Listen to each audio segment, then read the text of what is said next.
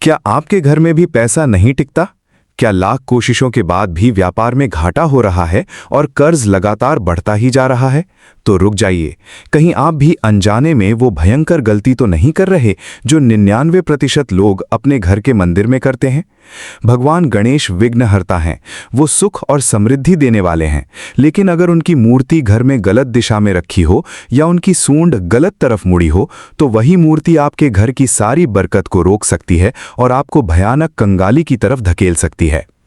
आज के इस वीडियो में हम आपको शास्त्रों में छुपे वो रहस्य बताएंगे कि घर में गणेश जी की मूर्ति कैसी होनी चाहिए, उन्हें क्या चढ़ाना चाहिए और क्या भूल कर भी नहीं चढ़ाना चाहिए। साथ ही वीडियो के अंत में हम आपको बुधवार की रात का वो गुप्त तांत्रिक उपाय बताएंगे जो आपके सिर से बड़ा कर्ज उतार देगा और आपके व्यापार में पैसों की बारिश कर देगा। इसलिए अपने परिवार की सुख शांति और तरक्की के लिए इस वीडियो को बिना स्किप किए अंत तक जरूर देखें। दोस्तों, सबसे पहले बात करते हैं उस सबसे बड़ी और खतरनाक गलती की जो ज्यादातर लोग भगवान गणेश की मूर्ति खरीदते या स्थापित करते समय करते हैं, और वो है गणेश जी की सूंड की दिशा। क्या आपने कभी ध्यान दिया है कि आपके घर के मंदिर में विराजमान गणेश जी की सूंड दाईं तरफ मुड़ी है या बाईं तरफ? शास्त्रों और आगम ग्रंथों के अनुसार दाईं तरफ यानी राइट साइड मुड़ी हुई सूंड वाले गणेश जी को सिद्धि विनायक या दक्षिणाभिमुखी कहा जाता है। इनकी ऊर्जा सूर्य के समान बहुत उग्र, तीव्र और तेज होती है। इन्हें आम घरों में रखना बहुत खतरनाक हो सकता है। क्यों? क्योंकि इनकी पूजा के नियम बेहद सख्त होते हैं। अगर इनकी पूजा में, स्नान में या मंत्रोच्चार में जरा सी भी चूक हो जाए तो घर में भारी क्लेश, अशांति और भयानक आर्थिक तंगी आ सकती है। इनकी पूजा केवल मंदिरों, तपस्वियों और मठों के लिए ही बनी है। इसलिए एक गृहस्थ इंसान को हमेशा बाईं तरफ यानी लेफ्ट साइड मुड़ी हुई सूंड वाले गणेश जी, जिन्हें वाममुखी कहा जाता है, अपने घर में स्थापित करने चाहिए। बाईं सूंड वाले गणेश जी चंद्र नाड़ी से जुड़े होते हैं। ये बेहद शांत, क्षमाशील और घर में सुख, समृद्धि, प्यार और धन लाने वाले होते हैं। दूसरी सबसे जरूरी बात, घर में मूर्ति की मुद्रा कैसी होनी चाहिए। घर में हमेशा बैठे हुए यानी ललित आसन गणेश जी की मूर्ति ही रखनी चाहिए।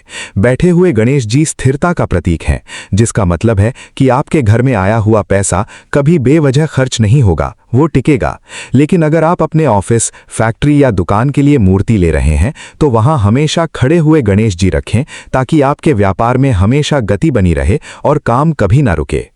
और अब ध्यान से सुनिए वास्तु का वो रहस्य जो आपके घर से गरीबी मिटा सकता है। पुराणों के अनुसार भगवान गणेश के मुख पर रिद्धि, सिद्धि और धन का वास होता है, लेकिन उनकी पीठ में दरिद्रता यानी गरीबी का वास माना गया है। इसलिए कभी भी गणेश जी की मूर्ति ऐसे न रखें कि उनकी पीठ आपके घर के अंदर के कमरों की तरफ हो। आजकल कुछ लोग फैशन या दिखावे में घर के मुख्य द्वार के ठीक बाहर गणेश जी की मूर्ति लगा देते हैं, जिससे गणेश जी की पीठ घर के अंदर हो जाती है। ये एक भयंकर वास्तु दोष है जो सीधे तौर पर घर में कंगाली और बीमारियों को बुलावा देता है। गणेश जी को हमेशा घर के अंदर की तरफ मुख करके ही विराजमान करना चाहिए। अब बात करते हैं पूजा के नियमों की। क्या आप जानते हैं कि एक अत्यंत पवित्र पौधा ऐसा भी है जिसे गणेश जी को चढ़ाना महापाप माना जाता है? वो है तुलसी। शिव पुराण के अनुसार एक बार तुलसी जी ने गहरे ध्यान में बैठे भगवान गणेश को देखा और मोहित होकर उन्हें विवाह का प्रस्ताव दे दिया। लेकिन गणेश जी ने ब्रह्मचर्य का पालन करते हुए इस प्रस्ताव को ठुकरा दिया। इससे क्रोधित होकर दोनों ने एक दूसरे को श्राप दे दिया।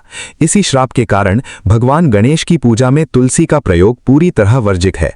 अगर आप गलती से भी गणेश जी को तुलसी चढ़ाते हैं तो आपकी पूजा कभी स्वीकार नहीं होती और घर में नकारात्मकता आती है। तुलसी की जगह भगवान गणेश को दूर्वा यानी हरी घास बहुत प्रिय है, लेकिन इसके पीछे का रहस्य क्या है?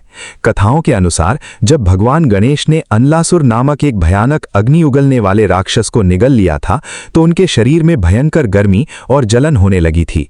तब प्राचीन ऋषियों ने उनके सिर पर 21 दूर्वा की परतें रखीं, जिससे उनकी जलन शांत हुई।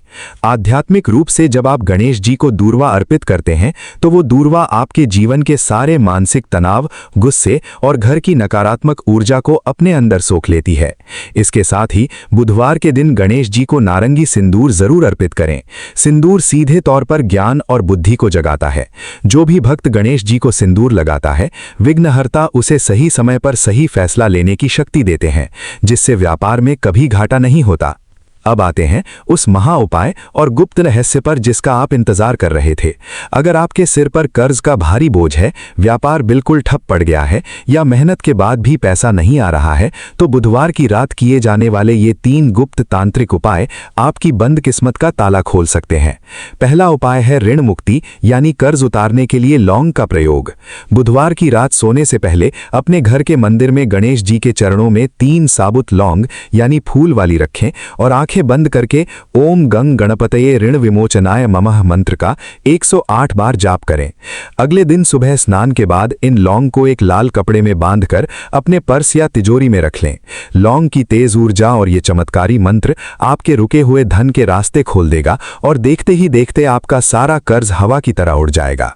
दूसरा उपाय है नौकरी और व्यापार में सफलता के लिए सुपारी का बंधन। एक साबुत बिना टूटी हुई सुपारी लें और उस पर लाल मौली यानी कलावा लपेट दें। इसे बुधवार की शाम गणेश जी के चरणों में रख दें और अपने व्यापार या रुके हुए काम की सफलता की प्रार्थना करें। इसे 1 हफ्ते तक वहीं रखे रहने दें। अगले बुधवार को इस पुरानी सुपारी को किसी नदी या बहते जल में प्रवाहित कर दें और उसकी जगह नई सुपारी रख दें। ये उपाय आपके रास्ते में आने वाली हर रुकावट और हर विघ्न को जड़ से खत्म कर देगा। तीसरा उपाय है हरिद्रा गणपति का गुप्त प्रयोग। हरिद्रा यानी हल्दी। कच्ची हल्दी की एक गांठ को बुधवार के दिन पीले कपड़े में बांधकर गणेश जी के चरणों से स्पर्श कराएं और फिर उसे अपनी धन रखने वाली जगह पर रख दें। ये उपाय भगवान गणेश के उस स्वरूप को जागृत करता है जो आपके घर में अपार धन को चुंबक की तरह खींचता है और आपके घर को बुरी नजरों से सुरक्षित रखता है। दोस्तों, भगवान गणेश सिर्फ एक देवता नहीं है, बल्कि वो हमारे जीवन के हर विघ्न, हर परेशानी को दूर करने वाले सबसे बड़े रक्षक हैं।